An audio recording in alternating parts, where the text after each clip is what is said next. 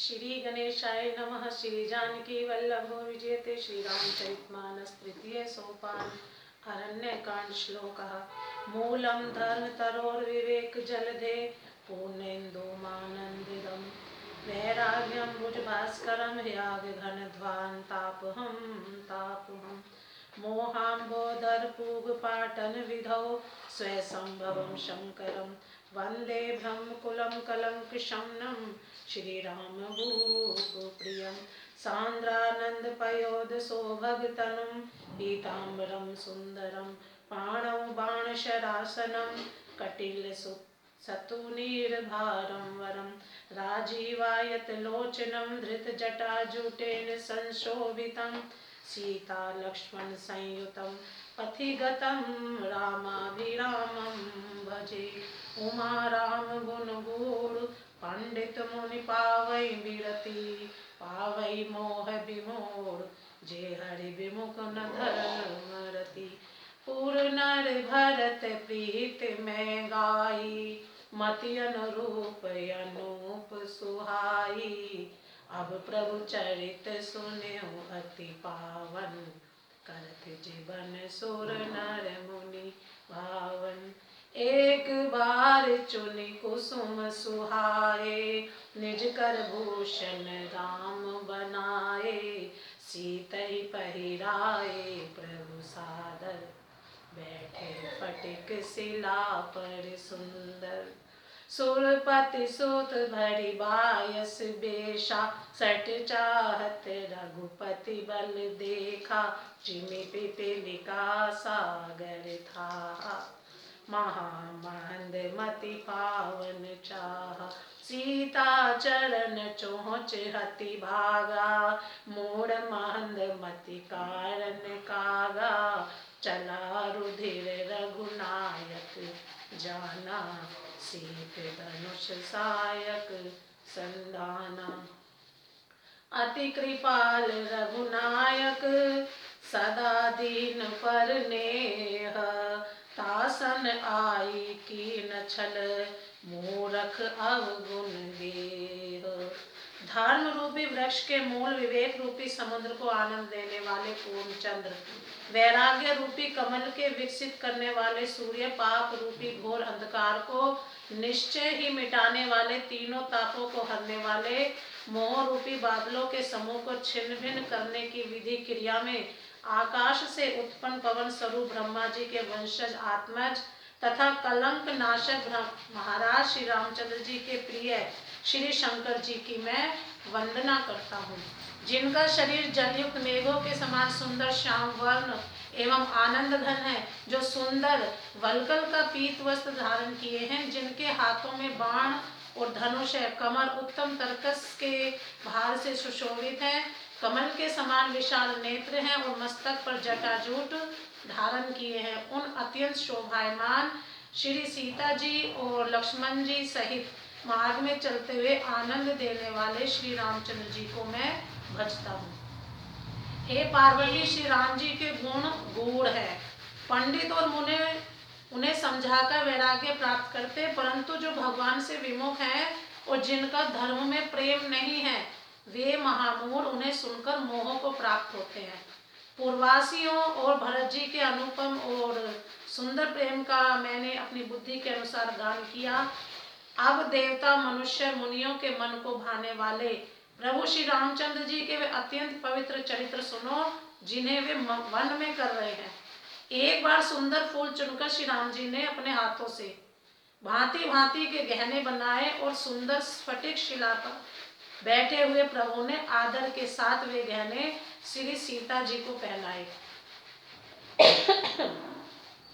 देवराज इंद्र का मूर्ख पुत्र जयंत कोए का रूप धरकर श्री रघुनाथ जी का बल देखना चाहता है। जैसे महान मंद बुद्धि चींटी समुद्र का था पाना चाहती हो, वह मूढ़ मंद बुद्धि कारण से भगवान के बल की परीक्षा करने के लिए बना हुआ कोआ सीता जी के चरणों में चोंच मारकर भागा।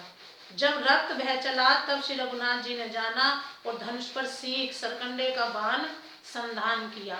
श्री रघुनाथ जी जो अत्यंत ही कृपालु हैं, जिनका दीनों पर सदा प्रेम रहता है, उनसे भी उस अवगुणों के घर मूर्ख जयंत ने आकर छल किया।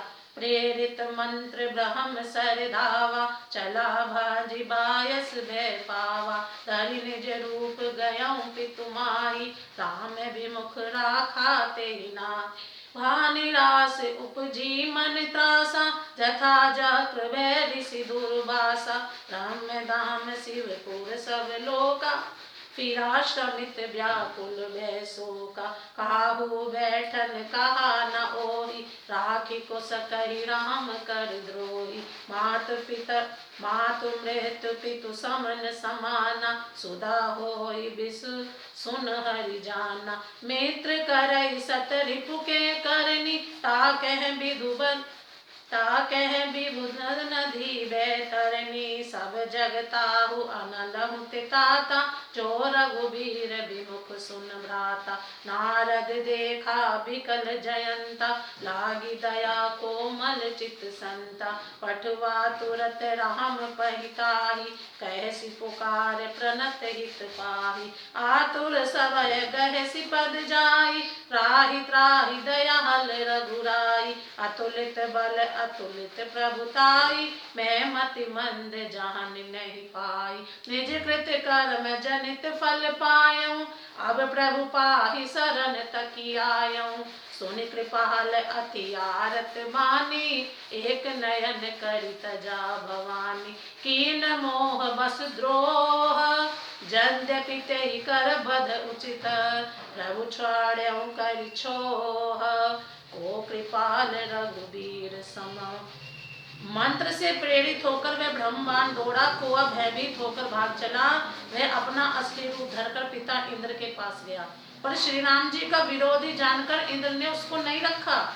तब वह निराश हो गया, उसके मन में भय उत्पन्न हो गया, जैसे दुर्वासा ऋषि को चक्र से भय हुआ था। वह ब्रह्मलोक, शिवलोक आदि समस्त लोकों में थका हुआ और भय शोक से व्याकुल होकर भागता फिरा, पर रखना तो दूर रहा, किसी ने उसे बैठने के लिए भी नहीं कहा। श्री राम जी के द्रोही को कौन रख सकता है। काग भुसुंडी जी कहते हैं कि हे गरुड़ सुनिए, उसके लिए माता मृत्यु के समान, पिता यमराज के समान और अमृत विष के समान हो जाता है। मित्र सैकड़ों शत्रुओं की सी करनी करने लगता है।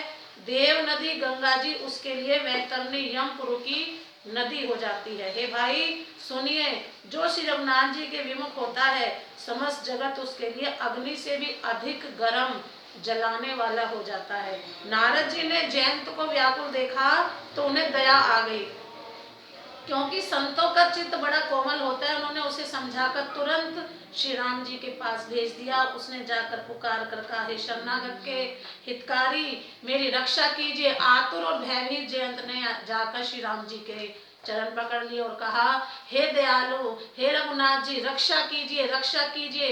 आपके अतुलित बल और आपकी अतुलित प्रभुता सामर्थ्य को मैं मन बुद्धि जान नहीं पाया था। अपने किए हुए कर्म से उत्पन्न हुआ फल मैंने पा लिया। अब हे प्रभु मेरी रक्षा कीजिए, मैं आपकी शरण तक कर आया हूँ। शिव जी कहते हैं, हे पार्वती, कृपालु श्री रघुनाथ जी ने उसकी अत्यंत आर्त दुख भरी वाणी सुनकर उसे एक आंख का काना करके छोड़ दिया। उसने मोहवश द्रोह किया था, इसलिए यद्यपि उसका वध ही उचित था, पर प्रभु ने कृपा करके उसे छोड़ दिया। श्री राम जी के समान कृपालु और कौन होगा। प्रेम से बोलो जय श्री राम।